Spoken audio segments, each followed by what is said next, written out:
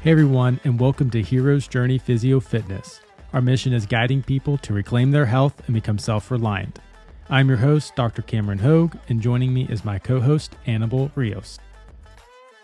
All right, we are going live in 3, 2, 1.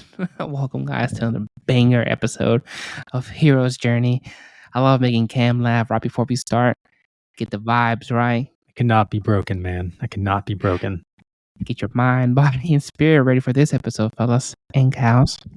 Not gonna lie, I'm a little sleepy today. My son decided not to sleep last night, so I'm running on less than 4 hours, but feels good. I made an extra strong coffee this morning using my little mocha pot. Apparently, it's like a lot of cups into one cup, so I'm feeling pretty good. We are hyped up on caffeine. I'm caffeinated, baby. Look at my eyes; they're freaking big right now. So one thing we want to start off by saying is, obviously, if you have not subscribed to the podcast, do so. You'll always be updated when an episode comes out, which is every other Wednesday at this point. Subject to change in the future, we will see. But right now, indefinitely, every other Wednesday. And we get the stats, guys. We know what's going on. We have more podcast downloads a month than we have social media followers. So that either means one or two things. You don't have social media, or you're not following us. So if that's you, if you have social media and you're not following us, I want you to pause right now. Yes, right now, pause. Go follow us on social media. You'll get more content than what we just have on. We do post some of these podcast clips and, tell when the episodes come out and stuff, but we have other things as well. Tips, tricks. Well, you don't tell them everything now. They need to Whoa, go check it yeah. out. You better go check it out. That's why you're a marketing PR guy, Annabelle. Do what I can, Doc. And then something we haven't talked about in a couple episodes is Legion's Athletics. I'm just going to read from this because we really like their stuff. If you use our code, you'll get a discount on them. But basically, Legion's is the number one brand of all natural sports supplements in the world, and there's a few good reasons. Number one, it uses 100% natural, no artificial sweeteners, flavors, no dyes. They don't use any proprietary blends. What you see is what you get. And they only use the clinically effective dose that's been proven to work. So if that sounds good to you, which it does to us, head on over to www.legionsathletics.com. If you use code HEROES, HEROES, you'll get 20% off your first purchase. And then you can receive double loyalty points after that, aka free stuff. I just recently got their stim-free pre-workout. Basically, pre-workout that does not have caffeine in it. It still gives you a fantastic pump. You get really energized, but no caffeine. So if you like to work out later in the evening and you don't want to have a lot of caffeine in your system, check out. You don't want to stay up to 2 a.m. Just off the walls. He's like, I don't know why I have trouble sleeping. Let's review your situation. Oh, you took pre-workout at 8 p.m. to work out beforehand? That might do it. Didn't even use water. Thought Daddy takes care of you.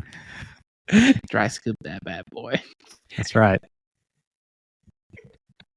But yeah, the best kind of rich is being protein rich. Oh my gosh. Did you just come up with that? Huh? Did you just come up with that? I don't know. I'm in the spirit. So. All right, what are we getting into today, Annabelle? Today, guys. All right, let me back up a little bit. So, when it comes to health and fitness, a lot of us think that it's just about like either lifting weights, running, this and that. But our beliefs, they play a role in the way we view the world. And that also impacts the way that you view health and fitness. I know it has for me. And the thing is, who you are now versus who you want to become, you're gonna have to create a new identity as a whole. Meaning your habits, your rituals, the things you do for fun, all of that's gonna have to change to get to who you want to be. And it can be so overwhelming and we've talked about it, and we'll say it. I'll say it quickly. You're gonna stack these things over time. So you're here, and you're gonna over. So you're not gonna completely change everything at once. But one of the first things you do need to change is your mindset and your beliefs. Yeah. Those, believe it or not, are huge. They're critical, and at times it might be sabotaging you, limiting you, and you don't even realize it until somebody points it out and says, like, "Hey, by the way." They're challenging your belief. They're not like in a negative way, because sometimes people don't like it, and you just like they just bunker down on their beliefs and their thoughts on a certain topic. They're like, no, no, no, I'm not gonna listen to you. But in this case, you want to listen, be open minded, and say like, okay, so we're gonna talk about some of those beliefs. They're not all of them. There's so many out there. It's just some common ones that we think most people may feel that way. So just listen, and for a moment say, okay, is that me? Could it be me? And how is that impacted me? Yeah, we think that, or we believe that where you are and where you want to be, whether that is weight loss, strength, reversing some health status, whatever that might be, where you want to be, the first step, that first pillar has to be mindset. You have to have the right mindset. And today we're going to talk about those limiting beliefs that fall under mindset. But so many people don't even start with that. They just jump right into, a diet or hitting the gym and all that kind of stuff without even kind of peeling back the layers of the onion to ask, why? What's holding me back? Why do I want to get there? How long have I believed? All these different things that, yes, you might get short-term progress skipping this step, but you will not have long-term progress if you don't change I your love mind. that part. I think you're absolutely right. There's people who can do it for like a year. They'll get the results. But like Cam saying, I was that. I was you. Where man, I could lose 30, sometimes 40 pounds in like a month, and that's not healthy. But I didn't have the right framework to say why. Question myself a little bit and be able to do this long term. So that's kind of what we're doing this. So, Annabelle, what is a limiting belief? We've talked about it a couple times already. What Yeah, is it? so I guess you're like, well, you're limiting beliefs is when you limit your beliefs. I always hate it when people would define the word with. And it's No, always like the first thing on a PowerPoint slide that they read directly from, and you're like, okay, I shouldn't have logged in for this call. This should have been an email. yeah. No, but so we all tell stories. We have okay. Let me back up. We all have an inner dialogue. You may not realize it, but you do. The way you talk to yourself, the way you think, and sometimes it is not that healthy. The way you talk to yourself or the way you view the world. Don't talk to me that way. It's like you're fighting with yourself. We've mentioned that before. Sometimes like it's like those inner demons that they haunt us, and they put you down. So when we say limiting beliefs, it's these stories that we have created, and we'll get into like what can cause some of these beliefs from like a young age, or maybe as you get older, and they're preventing you from even reaching your full potential, or being able to sustain that, or keep that long term without being on edge of everything crumbling below you. So most of them are subconscious too, so you don't even realize it. It's like, what do you mean? Like, it's like, doesn't everyone view the world this way? Don't we all think the same way? It's like, no, actually, I don't even view the world that way. And a lot of It's like, times you run in similar circles of people who believe the same as you. And that oh, can be a great thing, and it can also be, as we're talking about, something that's holding you back. So if you maybe run with a group of people, maybe your mm, family who's overweight, and a lot of your friends are overweight, and that's just what I know. That's just the way it is. Like you haven't really questioned that reason. And oh wow, that's such a good point. I'm not saying that's the reason why everyone's overweight. I'm just saying that could No, be no, an no, but example. it does. I know where we're gonna get at it, but it does help confirm your limiting beliefs. Hmm. Mm. You're just in, what's it, the echo chamber? You're just You're constantly, an echo chamber, yeah, exactly. yeah, yeah. So I think we won't get into too far into this, just because we're not psychologists. We're not going to diagnose and say. this is what caused your limiting. Because sometimes it's like, does it matter what caused it? No. I mean, sure, you can get to the bottom of it, and it might help you a little bit, and say like, oh, okay, well now I know why I am the way I am. Cool. But at the end of the day, is what are you actually gonna do about it? It's what you can't control. You can't change the past. You can only change the future. So we do want to briefly mention, okay, what can cause a limiting belief, just to help create some awareness for yourself. And the first one is kind of like what Ken was saying, your family beliefs, your traditions, your morals, your values. They can all be great, but they can also may have potential, like for instance, like, oh, our families always struggle with the weight. It's just it runs in the family, or maybe they don't run. Oh my God. I saw that somewhere and I thought it was funny. They're on zingers. That's what I thought it was funny. I saw it somewhere. I was like, oh my gosh, that's so true. It's like it runs in the family. They don't run. Sorry if I offended anyone, but it's just funny. It's like and it's just reconfirming you're in that circle, you're in that group, and it's like, well, I can't do anything about it. It's my grandmother, my father. It's just inedible. I'm destined for that. I think a big one with this one is also like eating habits. My mother-in-law is funny, and she'll talk about sometimes they would have some of my wife's friends over, like, during back in middle school and high school, and they would serve like, some fruit with dinner, and there'd be like fish and there's other things, and some of her friends were like, I've never had fresh fruit before. Like I've never really eaten fruit like for dinner or for like this, and that's just what they knew, and they got exposed to something like, I've never seen this before. What's that red thing? Tomato. That's a strawberry. But yeah, what we're talking about, your family beliefs, even just your family habits, things that you pick up on and you just assume that's the way they are, and that can be a limiting belief. Yeah, exactly. And I think the other one, a lot of these are very similar, like education. Your teachers, your circles in the school that you run, and a lot of those things also very similar reasons. They shape the way you view and think. Mm-hmm. And then your experiences. This is like another big one. So they're all overlap. So you tried keto, or you tried this other diet and it didn't work, or you try this intense work. I'm like, see, I told you, I just can't lose the weight, or I just can't gain muscle. I can't do X, Y, or Z. See, it's I knew it. Yeah, I've also in therapy, Talking about physical therapy, right? Physical therapy. People come in in pain and dysfunction and stuff like that. And one of the questions I said, well, what have you done for this? What have you tried? Have you sought any intervention? Have you done anything for it? And a lot of times it's no. Sometimes it's like, I got an injection, I got on some meds. Some people like, yeah, so I did some stretches and I tried these different things. And I kind of asked them to go a little bit further in that. And sometimes they're like, well, it's like, I just do this, I do that. And it's very vague and stuff like that. Mm-hmm.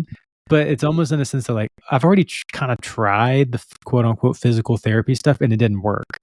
And then I give them the right things to do and it works. And kind of going back to those experiences, like you're talking about, Annabelle, like, oh, I might have tried this whole diet thing, or I might have tried working out and it didn't work.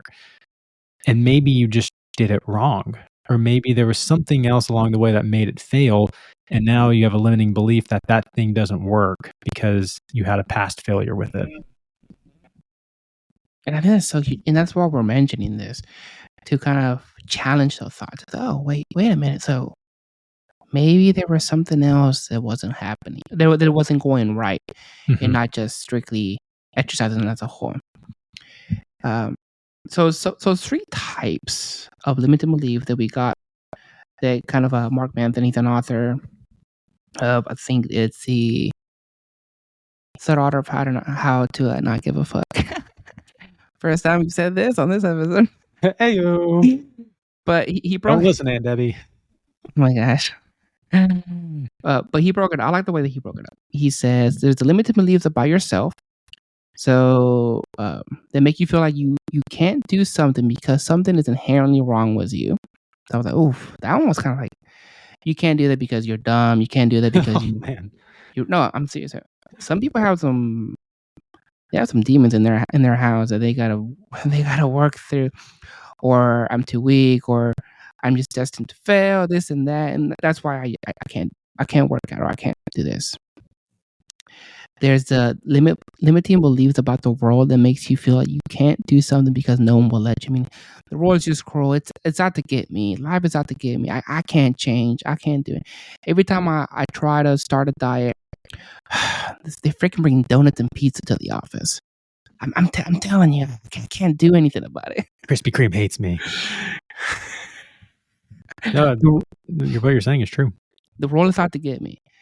And the other one is limiting beliefs about life that make you feel like you can't do something because it's too difficult. It's just like there's too many challenges in this role, and it's just I can't do anything. It's like you can kind of boil down the different beliefs into Don't one of even these try. three. Yeah, why even try? It's gonna be hard. Why make it harder on myself? Let's give them some examples. I think if you're listening this far with the title, we got some 10 common limiting beliefs. Here are some of those. Well, 10 to be exact, that we want to go through. And we'll kind of dive deeper into like actually how do you actually change some of these limiting beliefs. Yeah, these are just to help you. Hopefully you listened up to this point. Is take a moment and really like ask yourself and listen to your even your inner dog. Like as you're talking to yourself, and as you're listening and your thoughts are coming up, it's like, has this been me? Is this currently me, or was this me?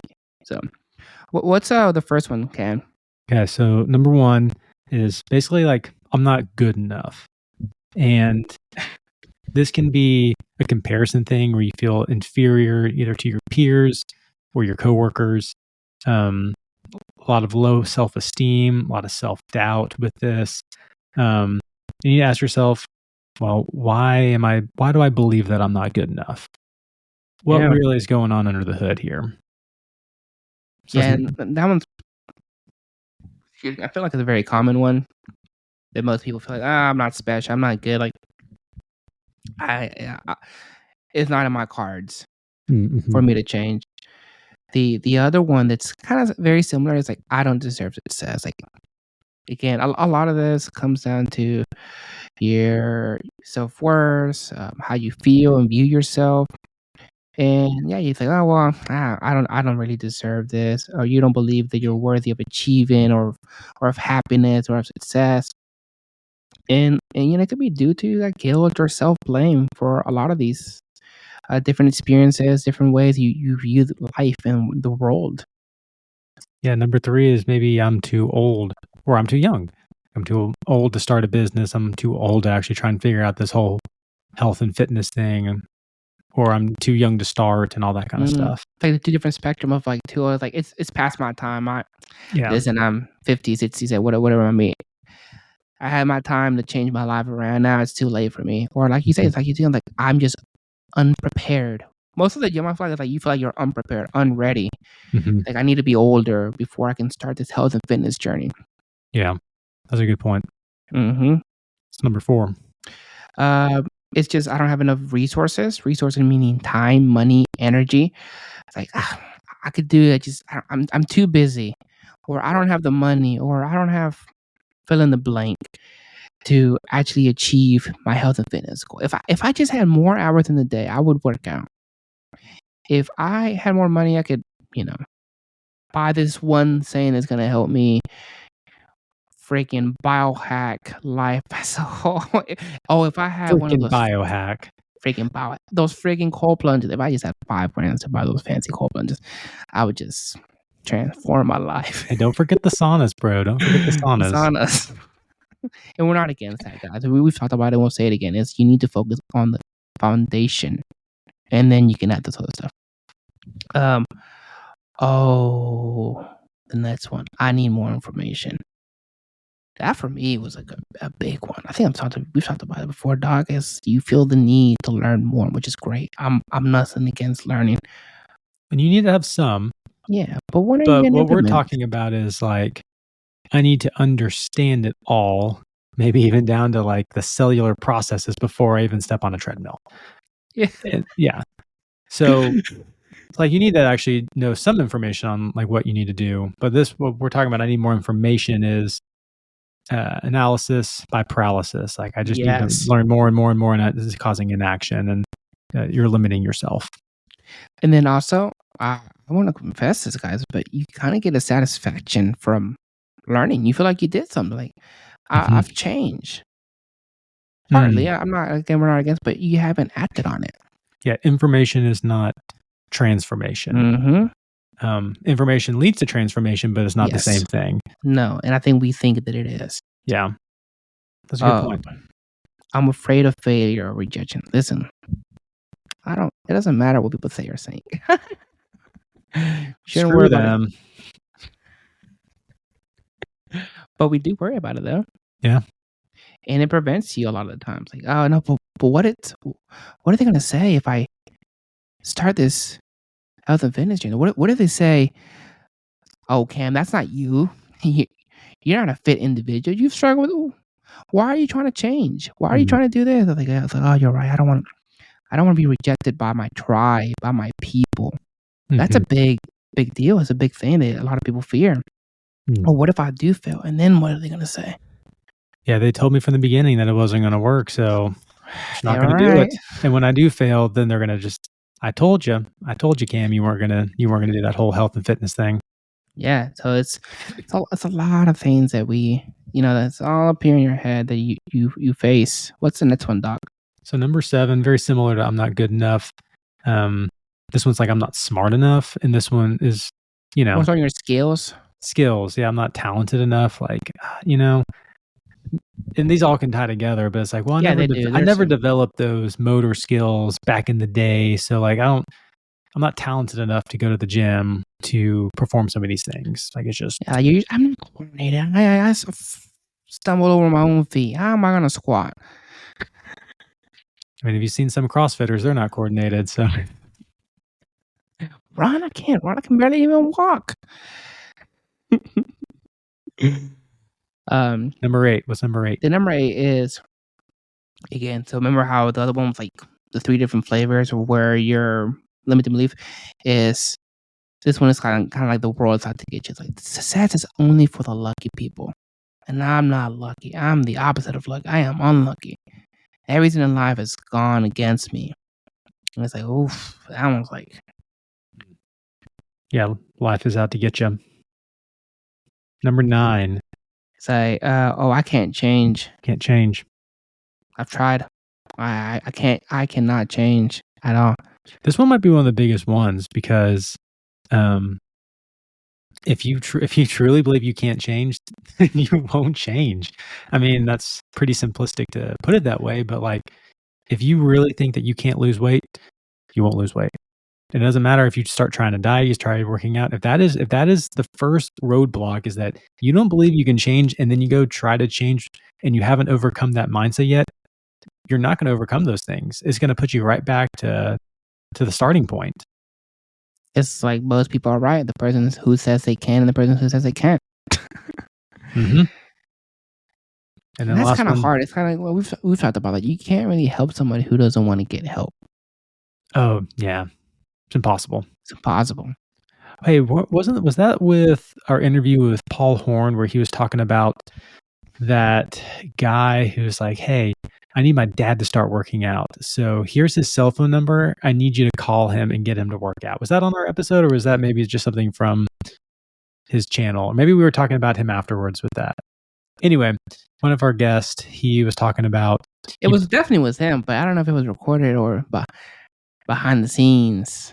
I can't remember or not. I'd have to go back and listen to the episode. Maybe you should go back and listen to it. Give us more views. Yeah. Let us know, guys. You let us know. Yeah, you let us know.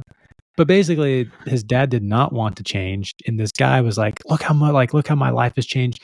Paul, if you'll just call my dad and get him to work out, then he'll see. And then I think Paul was like, one thing I've learned in this life is you're not going to make a 70-year-old man change his mind if he doesn't want to do it. No.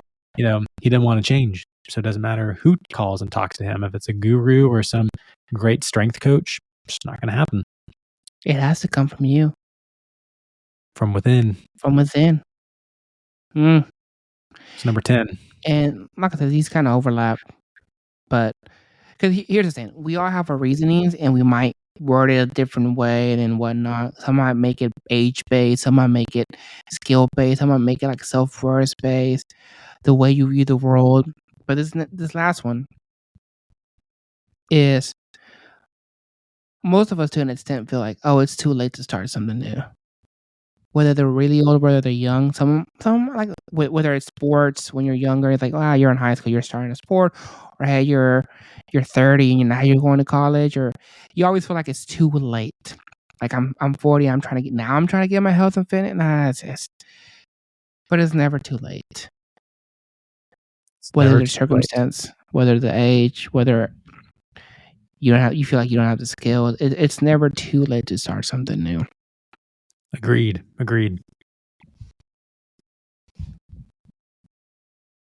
So we want to cover like some things about limiting beliefs that's maybe a little bit different than from what you may have read or seen.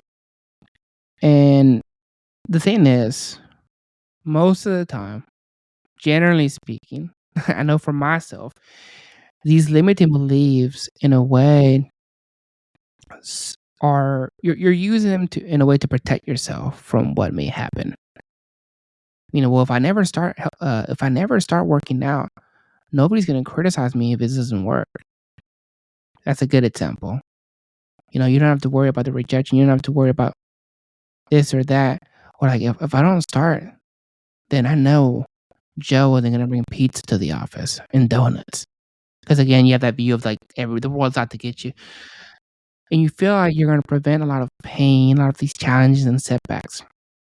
Here's the thing. In life, regardless of whether you start or don't start, whether you keep your belief or don't keep your belief, you're still going to face challenges. You're going to have setbacks and there will be pain. Regardless of which way you view the world, which action you take or don't take. And I just wanted to say that even for myself, because I've had certain beliefs, limiting beliefs that I realize now I was trying to prevent some of these things, challenges, setbacks, and pain. And again, you can't prevent. All you can do is prepare yourself as best as possible and be ready to face whatever life may bring. And some of those things, preachy. Amen. Preach. Well, some of those things also bring about strong emotions too.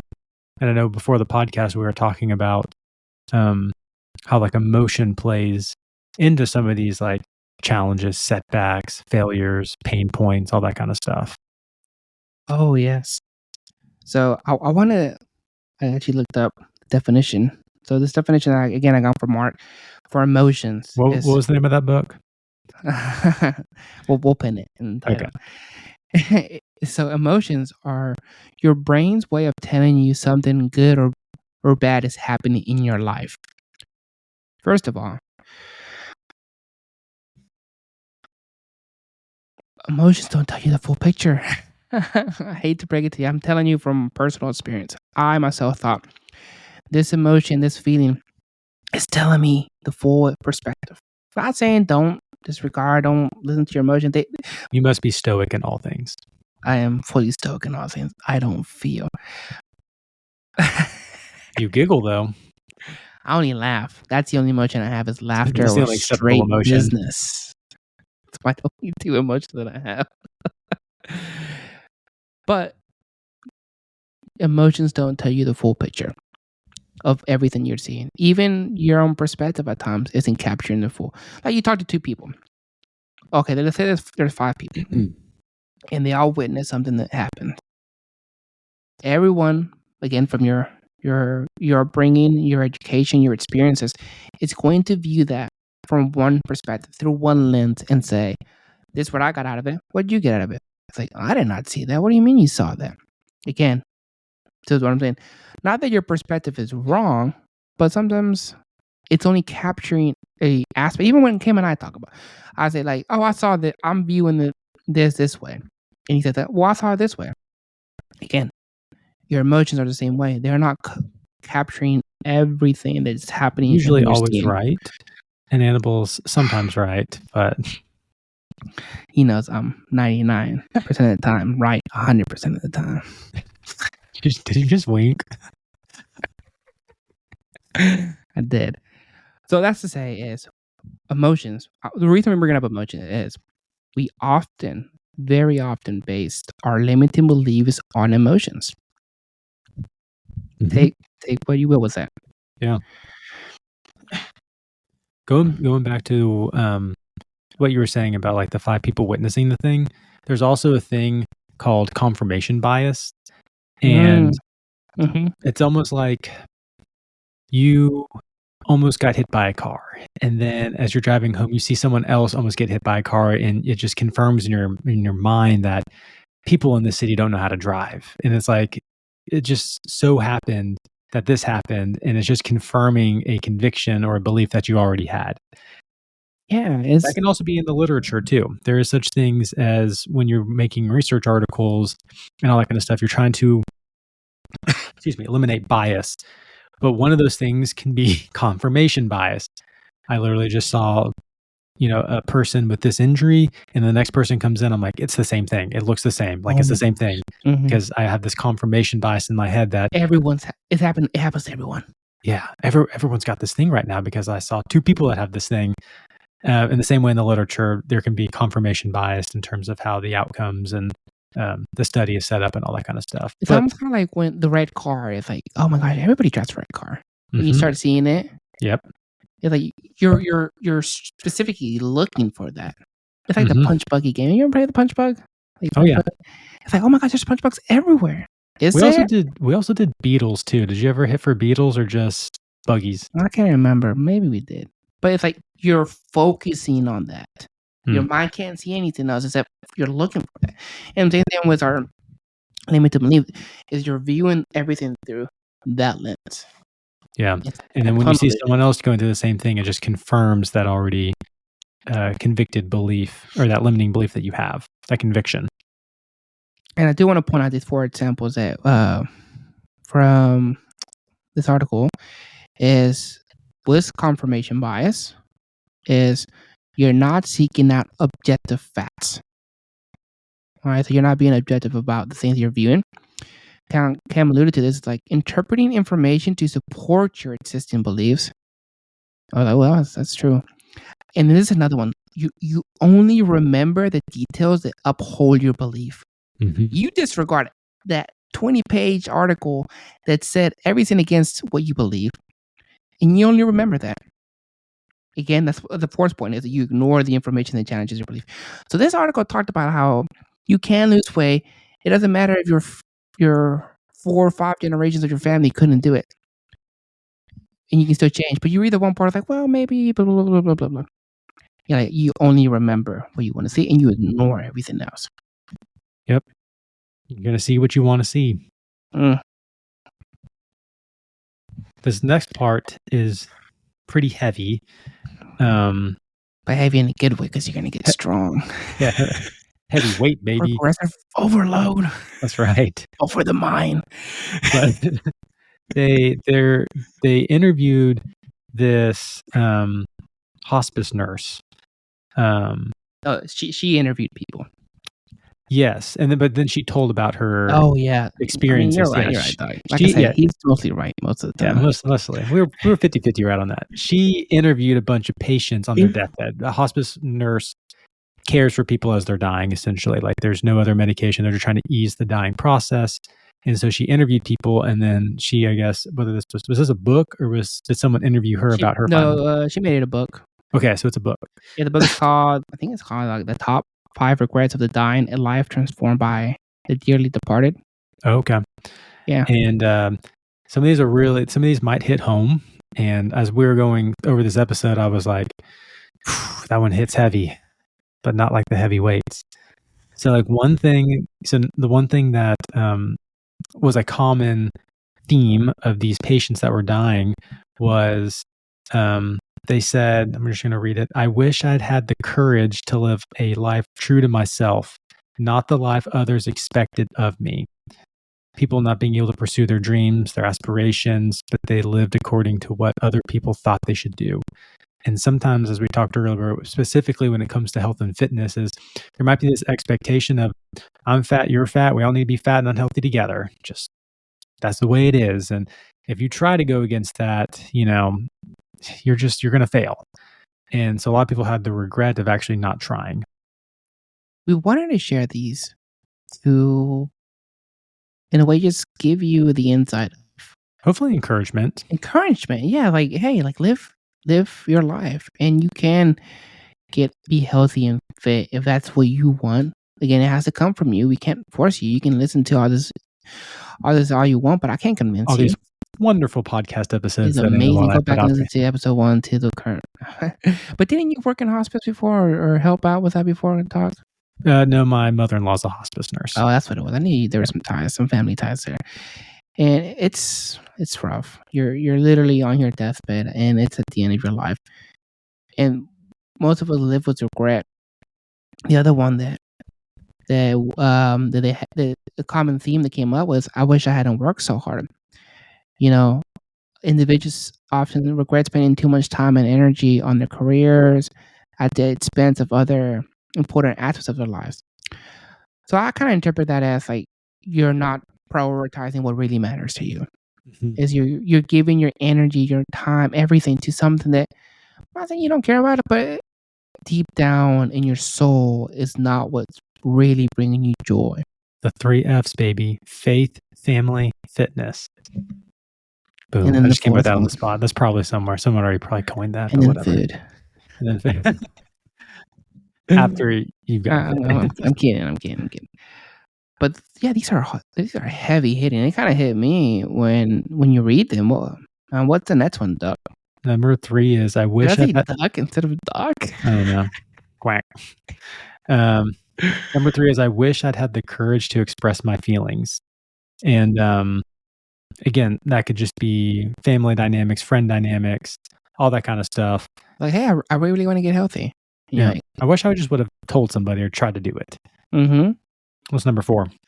I wish I would have stayed in touch with my friends. I think it's a problem that we learn. Well, it was already a problem, but I think we really witnessed it during the pandemic. Isolation. Mm-hmm. We have a tendency to isolate, and you spend so much time building friendships, whether that's from like high school, college, your community that you live with, church, and then you move away and all that kind of stuff. And then like all those years you brought to like work and nurture those relationships are gone, and you don't try and keep in touch and try and nurture them and go visit. That weighs heavy at the end of your life. And you're like, I wish I would have done that because I'd spent so much time and had good times with them. Yeah. We need community, and we need to be around other people. We need to spend time with other individuals, and I don't know, we isolate, we lose touch, and we say, oh, we're too busy. But at the end, we're just not prioritizing what really matters to you. And maybe you're in that season of life, like, well, I'm too busy. I got this going on. Reach out to that person, because at the end, again, health and fitness. I'm not saying it's not everything in life. It's something that you do. It is important, but there's a lot of aspects of health as a whole. There's mind, body, spirit, but it's also your community. What's the next one? The last one is that I wish I'd let myself be happier. I've heard this one a lot from just patients in therapy. Is like, you'll hear, I just try not to take life too seriously. I've heard like, I try to laugh every day.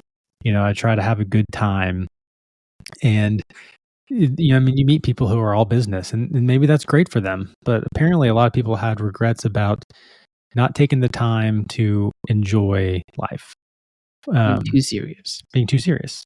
I don't smile or laugh. Everyone knows. Anyone who's listened to any episode knows that's not true. You laugh almost every episode. Laughter is the best medicine, they say. All right. How are we going to overcome these limiting beliefs? You don't. You're stuck. All and right. that might be your belief, guys. And you need to break that. Tricked me. Yoda. All right. Did you just do the force wave? I did. If you're listening on some sort of platform, you need to go to YouTube and watch Animal wink in the camera and then do this Yoda wave. All right, so you need to identify. So you've listened to some of them. You have to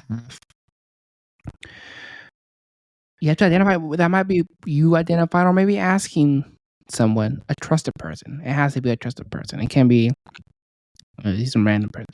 And so you need to identify and really, really, what is, what it is. That constant story, that constant voice that you hear in your head, the one that you're afraid to tell a soul.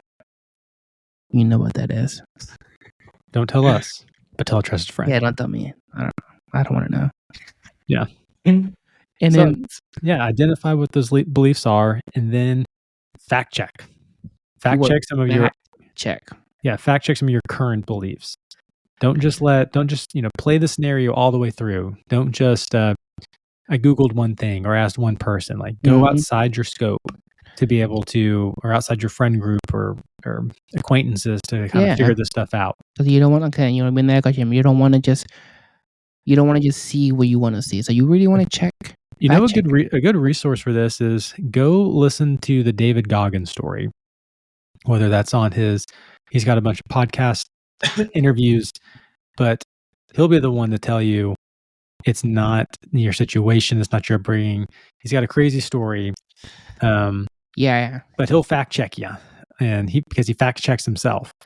And a lot of the times, these things that you might be believing aren't true, especially when it comes to weight and health and stuff like that. Oh, here's one. I'll be honest with you, because so you can kind of get a perspective of what this looks like. Now I can fact check my mind a little bit more, but at first you can't, and maybe you need to go externally. We always talk about it. Sometimes you have to go externally, and before you can go internally, and that's okay. So, for instance, for a long time, and even every now and then, it creeps up to me. It's like, oh, I just need more time. I need more time to be able to balance my 9 to 5, balance this podcast, and balance working out, and then and then you go and you play this scenario out and this and that. But now I can fact check it, and then I say to myself, like, no, you don't need more time.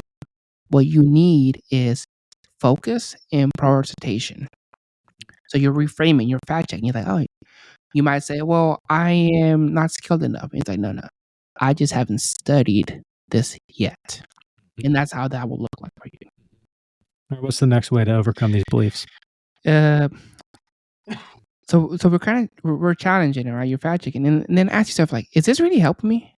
Does believing this actually help me? Is it gonna make a difference? It's me believing I just need more time. Is that gonna make a difference? And if not, you need to adopt some new beliefs. And that's what we're trying to get to here. And that's what Annabelle said at the beginning, that this is almost a shift in your identity. And we're not saying we're not saying a major shift, but they could be small, subtle. It might be major, or it might be small and subtle, where these new sets of beliefs, this is going to take time. It's not going to all happen at once. You got to start to stack.